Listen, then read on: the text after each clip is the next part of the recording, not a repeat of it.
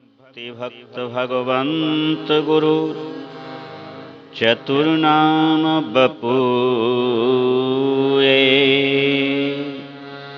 इनके पद वंदन किए नासत बेघन अनेक।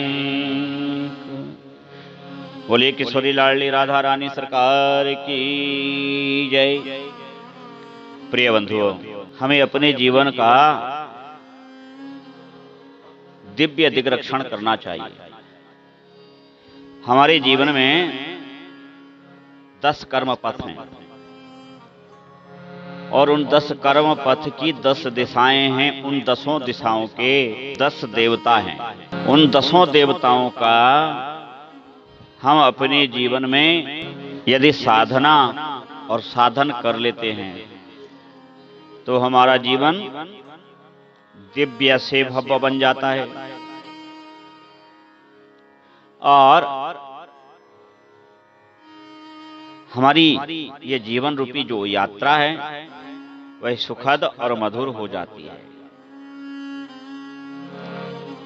जरा जन्म व्यापे नहीं जेई, अर्थात जिसको जन्म की पीड़ा, बुढ़ापे की पीड़ा और मृत्यु की पीड़ा न सताए, वही साधना है। केवल धन बटोर लेना साधना नहीं है, केवल पद बटोर लेना साधना नहीं है। प्यारे बंधुओं, यह केवल एक अभिलाषा है जिसकी प्राप्ति पर, पूर्ति पर सुख की प्राप्ति, और यदि कदाचित ना मिल पावे तो दुख की प्राप्ति, ईर्ष्या की प्राप्ति, वैमनस्यता की प्राप्ति, कृतज्ञता की प्राप्ति हमको होने लगती है। तो साधन क्या है? हमारे जीवन के हम जो दंडवत भी करते हैं तो अष्टांग दंडवत हमारे यहाँ कही गई। अरे हमारे वेद में, हमारे शास्त्रों में पूर्ण विज्ञान है। आप क्या समझते हैं कि जो ये आधुनिक विज्ञान है ये वेदों से परे है?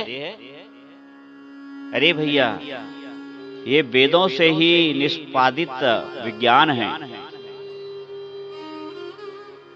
ये पुराणों से ही निष्पादित विज्ञान है। ऐसी कौन सी किसी भी प्रकार की आप समस्या हो, किसी भी प्रकार का समाधान हो,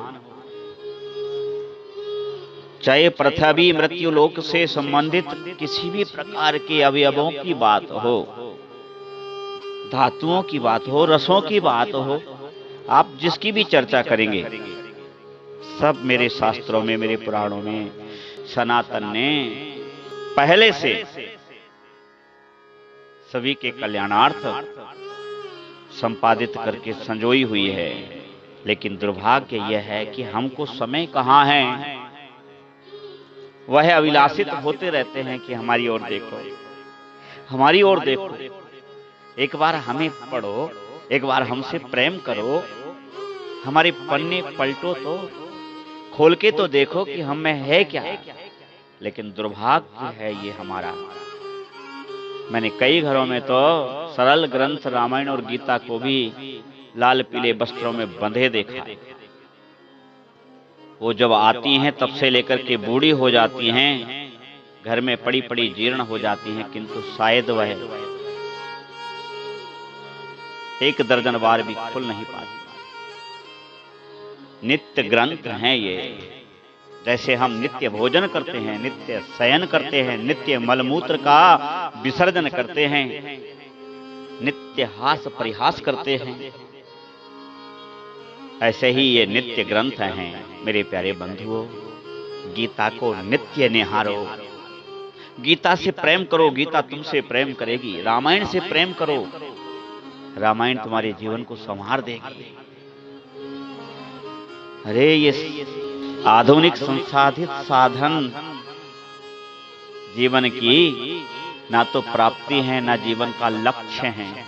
हमारे जीवन का लक्ष्य तो कुछ और है। जिसने अपने 10 दिशाओं को संवार लिया, दिक रक्षन्तम ते रक्षणा। प्यारे, वेदों की तरफ देखो, शास्त्रों की तरफ देखो, गुरुओं की तरफ देखो,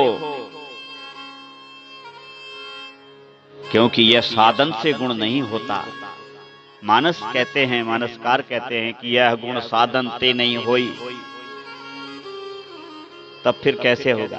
बोले तुमरी कृपा पाव कोई कोई, केवल उनकी कृपा से प्राप्त होता है। सदगुरुओं का आदर करो। हमारे जीवन का सबसे बड़ा दुखद पहलू यह है कि हम सज्जनों से तो ढिठाई करते हैं और दुर्जनों को अपना स्वजन मानते हुए उनसे अत्यंत प्रेम करते हैं। इसका अर्थ यह है कि हमारी 4 दिशाएं भंग हो गई। पूर्व, दक्षिण, पश्चिम और उत्तर, ये 4 दिशाएं हैं। तो इसका क्या मतलब है कि हम अपने जीवन को कोस रहे हैं, पोसने की लालसा में। हम अपने जीवन को कोस से रहित कर रहे हैं। जो खजाना यहां भर रहे हो प्यारे, यह खजाना वहां नहीं चलेगा। विचार करो, जब एक देश की करेंसी दूसरे देश में नहीं चलती, तब यहाँ की यह करेंसी जो आपने एकत्रित कर रखी है वो वहां चलेगी क्या? नहीं चलेगी। तब क्या करना पड़ेगा? वहां की करेंसी कमाओ। वहां की करेंसी क्या है? स्वाध्याय करो, सत्संग करो। ज्ञान कैसे आवे? ज्ञान स्वाध्याय से आता है, ज्ञान सत्संग से आता है, ज्ञान सेवा से आता है और ज्ञान तप से आता है। जब आप किसी सदपुरुष की सेवा, गुरुजन की सेवा आप करते हैं, तो सहज ज्ञानेंद्रियां आपकी उद्वेलित हो जाती हैं और फिर उनकी कृपा से आपको वह ज्ञान प्राप्त हो जाता है जो अध्ययन अध्यापन से भी प्राप्त नहीं हो सकता। तो हमें क्या करना चाहिए? अपनी उन ज्ञानेंद्रियां और कर्मेंद्रियां रूपी 10 दिशाओं को संभालना होगा। तब हमारे जीवन का सार्थक श्रम होगा। तो अध्ययन कीजिए, आपको इन शास्त्रों में, इन पुराणों में सब मिलेगा जो विषय आप चाहते हैं। अरे आपकी मति यदि किसी प्रकार से स्खलित भी होती है तो स्खलन का भी अत्यंत सुंदर, आनंद पूर्ण विवरण और प्रयोग मेरे शास्त्र और पुराणों में है। तात्पर्य आप जान गए होंगे, आप सब बुद्धिमान जन हैं। शास्त्र में क्या नहीं है? सब कुछ है। बस नहीं है तो भगवान की कृपा हमारे ऊपर है।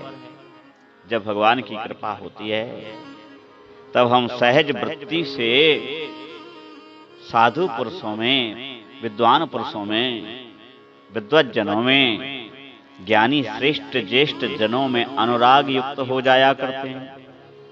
और जब यही हमारा परमार्थ बिगड़ता है या बिगड़ने के योग बनते हैं, तब हमारी बुद्धि दुराग्रह से परिपूर्ण हो जाती है। फिर हम स्वजनों को, सज्जनों को, ज्येष्ठ जनों को, श्रेष्ठ जनों को, साधुओं को, गुरुओं को देखते ही इतने अभिमानी हो जाते हैं कि हम समझते हैं कि वह हमसे बहुत नीचे हैं, हम सर्वश्रेष्ठ हैं और ये तो कुछ नहीं। इसका अर्थ है कि हमारा बौद्धिक पतन हमें पतन की ओर ले जा रहा है। तो प्यारे भाइयों, यदि हमें अपना कल्याण प्रिय है तो हमें शास्त्र का, गुरुओं का, श्रेष्ठ जनों का, ज्येष्ठ जनों का इष्ट आराधना का अनुयायी होना पड़ेगा। और जब आप इनके अनुयायी हो जाएंगे तो आपका कल्याण हो जाएगा। बोली भक्त वत्सल भगवान की जय। श्री राम जय राम।